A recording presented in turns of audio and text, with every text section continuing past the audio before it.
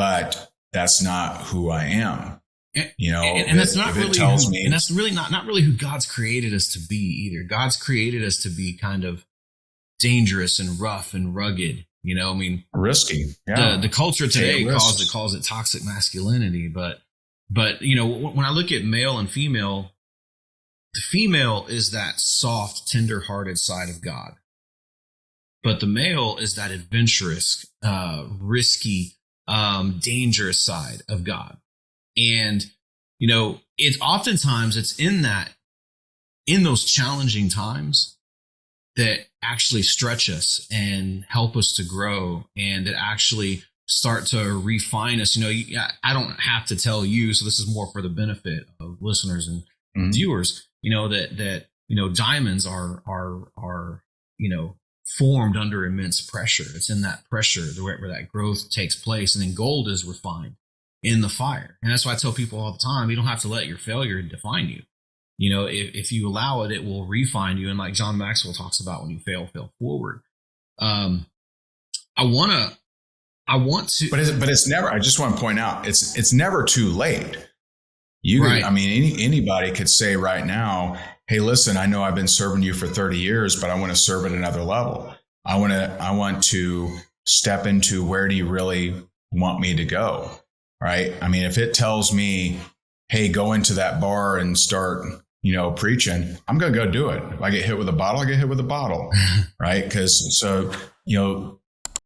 to use, what you're talking about, masculine energy means purpose above safety. Yeah. Oh, I love that. And that's so good. And feminine energy can't trust masculine energy that's not on purpose.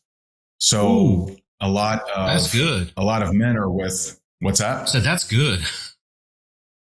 A lot of men, if they don't have a purpose, but they have a good woman, somehow they made that happen, they'll think that their woman is not supportive, but actually she's trying to push them to be greater, because feminine can't trust masculine energy without purpose. So purpose has to be number one. And so what is my purpose? What am I going to fold when my wife doubts me? Right? That's just a test. A good woman will test you and will push you to become a greater version of yourself. And if you don't have purpose, they can't trust you. They don't trust you. I'm kind of reminded where, 3 times in the Bible, Jesus said that if anyone would come after me, he must deny himself, take up his cross daily, and follow me. For anyone who wants to lose his life, or for anyone who wants to save his life will lose it, but whoever loses his life for my sake will find it. And I fully believe what he's referring to there. He's talking about counting the cost. Like, you got to count the cost of your decisions. And I think that whenever you do that, there's purpose. There's purpose in that. Yes, there's going to be pain, but there's purpose in pain. And I believe that, I'm not a Calvinist. And so I don't believe that everything that happens on this earth is God's will. I believe that God has a plan. I believe he's in charge. I don't believe he's in control. And when I say that, let me say that I don't believe he's a puppet master up there, right? He gives us free will. He gives us a choice. And so there are situations that we go through, decisions that we make that will either bring us towards pain, or it's going to move us into another direction. So I find that a lot of times we make decisions, we plant seeds, we're going to reap what we sow.